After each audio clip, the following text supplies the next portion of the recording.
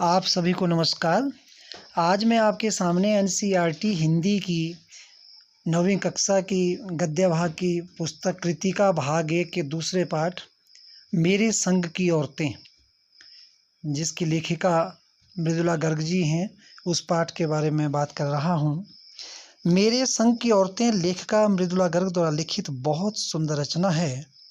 यह रचना लेखिका एवं उनके साथ की विभिन्न स्त्रियों, उसके परिवार की विभिन्न महिलाओं के साहस, उनकी स्वतंत्र विचारधारा, जीवन जीने के तरीके तथा उनके आत्मविश्वास का परिचय देती है।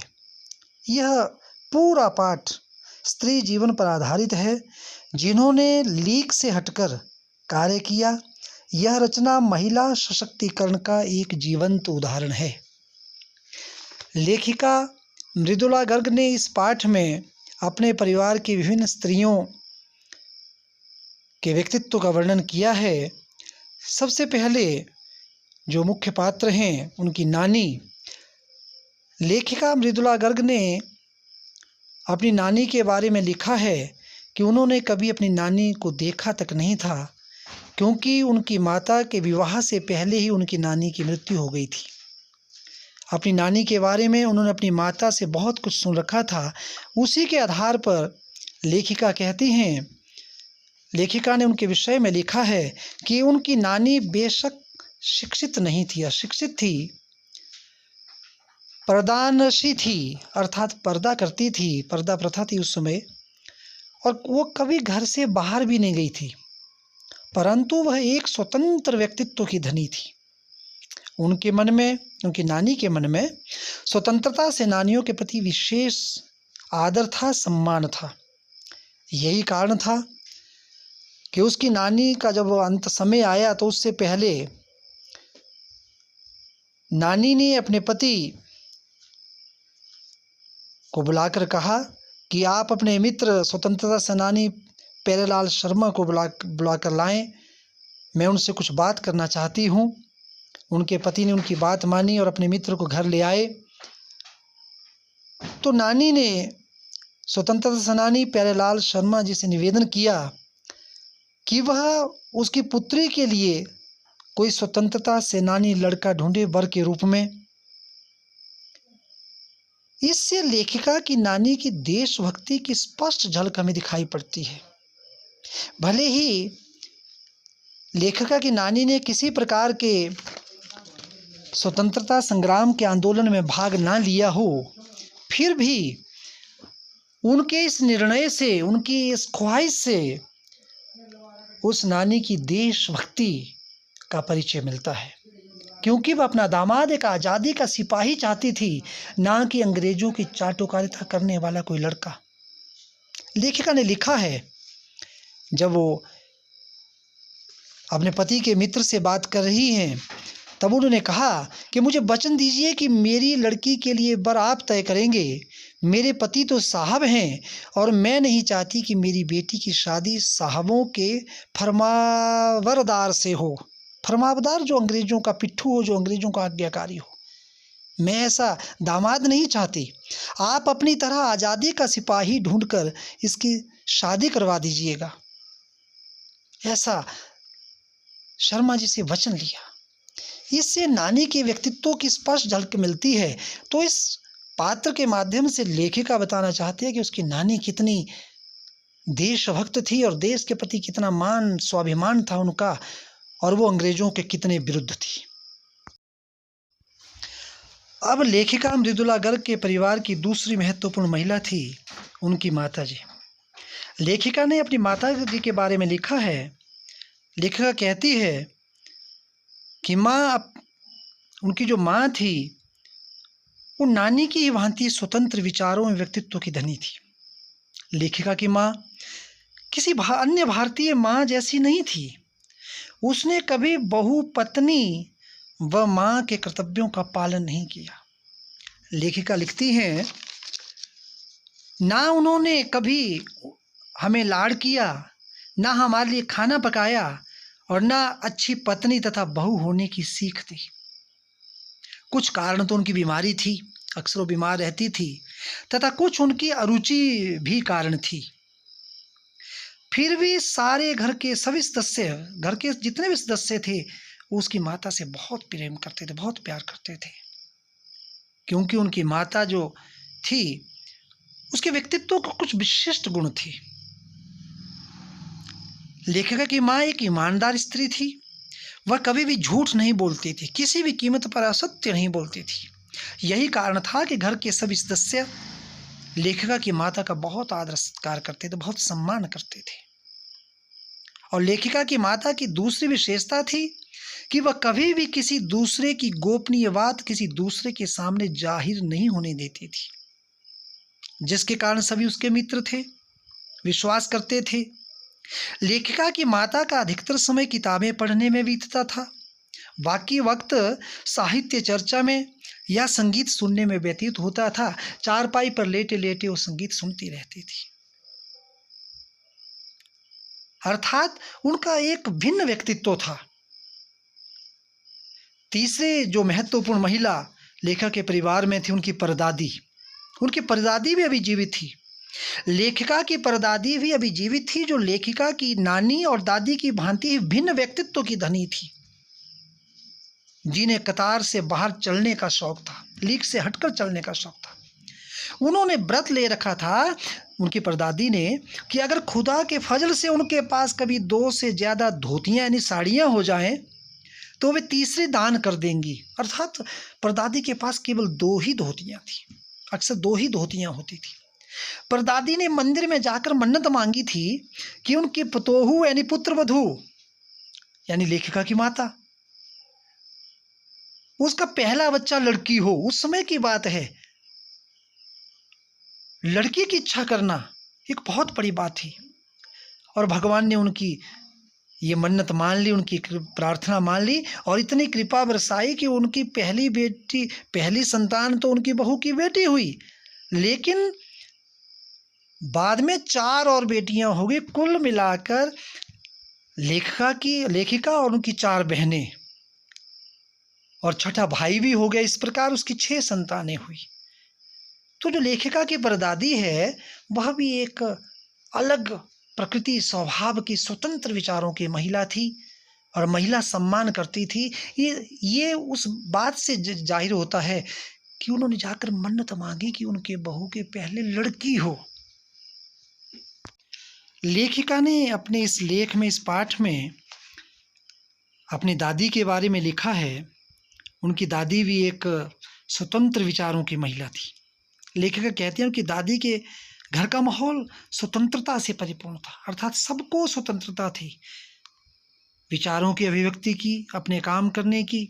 वह अपनी बहुओं और बेटियों पर ताना या किसी प्रकार का उल्लाहना नहीं देती थी, अर्थात अपनी बहुओं को और बेटियों को पूर्ण स्वतंत्रता दी हुई थी, कोई रोक टोक नहीं थी। लेखिका के अनुसार उनकी दादी लोगों से बिल्कुल भिन्न थी। वह हमेशा लीक से हटकर बात करती थी। उन्हें कतार में चलने का शौक नहीं था, भीड़ में चलने का शौक नहीं था।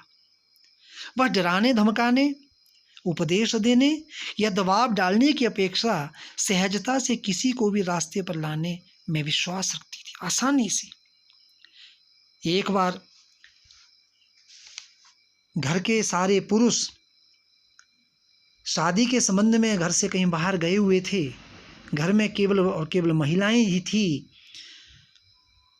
उस रात को एक चोर चोरी के इरादे से उनके घर में घुस गया। दादी अपने कमरे में सोई हुई थी, वहां पर चोर जाकर चला गया। उनकी दादी को पता लग गया कि ये चोर है, तो दादी ने चोर को डराया, ना धमकाया, बल्कि उसे कहा कि मुझे पानी पीने के लिए पानी लेकर आओ। चोर पानी लेने चला गया, पानी लाया, दादी को पानी दिया। आधा पानी दादी ने पिया और आधा चोर को दे दिया, चोर ने पी लिया। जैसे ही चोर ने पानी पिया तो दादी ने कहा, अब तो तुम मेरे पुत्र हो गए, और प्रेरणा दी कि चौर कर्म छोड़कर तुम अपना जीवन खेती बाड़ी के काम में लगाओ। चोरी करना अच्छी बात नहीं है। चोर इतना प्रभावित हुआ उनके अपनत्व से कि उसने चोरी का कर्म छोड़कर, चौर कर्म छोड़कर अपना पूरा जीवन खेती बाड़ी के काम में लगा दिया। यह दादी माँ थे। जिसने चोर को भी बदलकर एक अच्छा इंसान बना दिया। तो ये दादी का गुण है।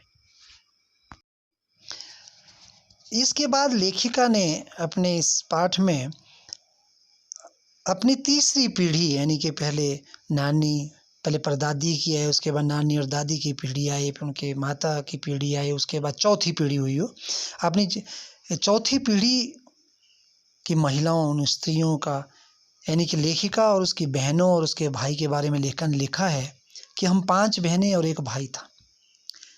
जैसे कि मैं पीछे बता चुका हूँ कि लेखक की परदादी ने मन्नत मांगी थी कि उसके पतोहू यानी कि बहू की पहली संतान बेटी हो, और ईश्वर की कृपा से पहली संतान लेखिका की बड़ी बहन बेटी ही हुई थी। दूसरे नंबर की लेखिका थी। लेखिका की भांति उसकी चारों बहनें किसी प्रकार की हीन भावना से ग्रस्त नहीं थी, बिल्कुल आत्मविश्वास से भरी हुई थी। सभी बहनें नानी, परदादी और दादी की भांति ही लीक से हटकर चलने वाली थी। पहली लड़की जिसे परदादी ने मंदिर में मन्नत से पाया था, वह लेखिका की बड़ी बहन मंजुल भगत थी। मंजुल भगत, घर का नाम रानी और बाहर उनका नाम मंजुला था, और लेखिका बनने पर मंजुल भगत कहलाई, क्योंकि शादी के बाद लेखिका की बड़ी बहन ने अपने पति का नाम ग्रहण किया और मंजुल भगत बनी। वो भी एक लेखिका है। दूसरे नंबर की लेखिका मृदुला गर्ग थी, अपने माता पिता की दूसरी संतान, जिनका घर का नाम उमा था और बाहर जिनको मृदुला के नाम से जाना जाता था। शादी के बाद जब लिखना शुरू किया तो मृदुला गर्ग बनी। लेखिका ने अपनी बड़ी बहन की तरह अपने ससुराल का नाम धारण नहीं किया, बल्कि अपना असली नाम ही, अपना जो पैतृक नाम जो उनको मिला हुआ था वही रखा, गर्ग ही रही। इसके लिए लेखिका ने तर्क दिया कि नाम ना बदलने से व्यक्तित्व का कोई नुकसान नहीं होता, व्यक्तित्व में किसी प्रकार का परिवर्तन नहीं आता। और तीसरे नंबर की जो लड़की थी, जो उसकी छोटी बहन थी तीसरे नंबर की, उसका नाम गौरी था, और बाहर जिसका नाम चित्रा। घर का नाम गौरी और बाहर का नाम चित्रा। वह ना तो लिखती थी, किसी प्रकार के साहित्य रचना उनकी नहीं है, क्योंकि उसका मानना था कि वह इसलिए नहीं लिखती कि घर में कोई पढ़ने वाला भी चाहिए, सारे लिखने वाले होंगे तो पढ़ेगा कौन। वह कॉलेज में पढ़ने जाती थी तो खुद पढ़ने के बजाय ज़्यादा दिलचस्पी दूसरों को पढ़ाने में रखती थी, और यही कारण था कि जब परीक्षा में अंक आते थे तो चित्रा के अंक कम आते थे और उसके शागिर्द जिनको वो पढ़ाती थी उनके ज़्यादा अंक आते थे। 5 बेटियों में पहली 3 बेटियों के 2-2 नाम थे। अक्सर लोग कहा करते थे कि 5 बेटियां होने पर भी आप उनके 2-2 नाम रख रहे हैं, क्या जी नहीं आपका भरा। इसलिए उन्होंने चौथी बेटी का एक ही नाम रखा, घर का नाम भी एक ही था और वो ही बाहर का नाम था।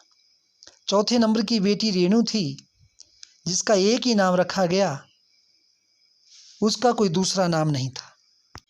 लेखिका की एक इच्छा थी, ख्वाहिश थी कि वह एक स्कूल खोले जिसमें अंग्रेजी, हिंदी, कन्नड़ 3 भाषाएं पढ़ाई जाएं। प्राइमरी स्कूल खोलने की उनकी इच्छा थी। उसके लिए उन्होंने कर्नाटक सरकार से मान्यता दिलवाई और बच्चों की पढ़ाई के लिए विशेष प्रबंध किए।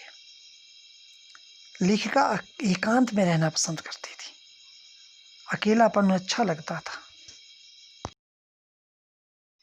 लेखिका ने अपने माता पिता की 5वीं संतान जो कि लड़की थी अचला, उसके बारे में लिखा है, जिसका माता पिता ने एक ही नाम, जैसे चौथी का एक ही नाम था ऐसे 5वीं का भी एक ही नाम रखा। घर का भी वही नाम था, बाहर का भी वही नाम था, जो अंग्रेजी में लिखती है आजकल। उसने पिता की आज्ञा मानकर अर्थशास्त्र का अध्ययन किया, फिर पत्रकारिता की, और उसके बाद पिता की पसंद के लड़के से शादी कर ली। और जब 30 वर्ष की आयु पार की, उसके बाद उनको लिखने का शौक हुआ और जो अंग्रेजी में लिखती है। और छठे नंबर का उनके माता पिता की जो संतान थी, वो लड़का जिसका नाम राजीव, जो आज हिंदी के लेखक हैं, हिंदी में लिखते हैं। इस प्रकार लेखिका ने अपने इस पाठ में अपने परिवार की विशिष्ट महिलाओं का वर्णन किया है। मृदुला गर्ग ने जो महिलाएं स्वतंत्र विचारों की थी, लीक से हटकर चलती थी। अक्सर आपने कि उस समय पुरुष प्रधान समाज होने के कारण पुरुषों के बारे में लिखा जाता था, लेकिन मृदुला गर्ग के परिवार की महिलाएं भले ही नानी से लेकर परदादी से लेकर दादी से लेकर माँ तक और उसकी बहनें, पहली और दूसरी पीढ़ी की महिलाएं चाहे घर से बाहर नहीं गई, स्वतंत्रता संग्राम में भाग नहीं लिया, फिर भी उनके अंदर स्वतंत्रता के भाव, स्वतंत्रता सेनानियों के प्रति जो उनका लगाव था, वो स्पष्ट रूप से झलकता है। इस प्रकार से इस पाठ में लेखिका ने अंग्रेजों के पक्षधर और स्वतंत्रता सेनानियों के पक्षधर दोनों का वर्णन किया है। आपने सुना कि लेखिका के नाना जो कि बैरिस्टर थे, वो अंग्रेजों के पक्षधर थे, उनके चाटुकार थे, जबकि नानी स्वतंत्रता सेनानियों के पक्षधर थी। जब नानी ने अपने पति के मित्र से ये कहा कि आप उनकी बेटी के लिए कोई स्वतंत्रता सेनानी दूल्हा ढूंढें, तो इससे उनकी स्वतंत्रता के प्रति उनकी भूख, उनकी ललक, अपने देश के प्रति प्रेम स्पष्ट रूप से झलकता है। लेखिका की परदादी जो कि मन्नत मांगती है लड़की के लिए, महिला का सम्मान। लेखिका की दादी जो लड़के और लड़की में कोई भेद नहीं रखती थी। लेखिका की माँ जो कि स्वतंत्र विचारों की थी। इस प्रकार यह मृदुला गर्ग जी का यह पूरा पाठ महिला सशक्तिकरण के लिए समर्पित है। इसमें उसके परिवार की महिलाओं की श्रेष्ठ विचारधारा, श्रेष्ठ विचारों का वर्णन किया गया है। मुझे उम्मीद है कि आपको ये पाठ पसंद आया होगा, समझ में आया होगा। आप और अध्ययन करें, इसमें कुछ उर्दू के शब्दों का प्रयोग किया गया है, उनको आप पढ़ें, उनके अर्थ समझें और उसके बाद आप प्रश्नोत्तर का कार्य करें। बहुत बहुत धन्यवाद।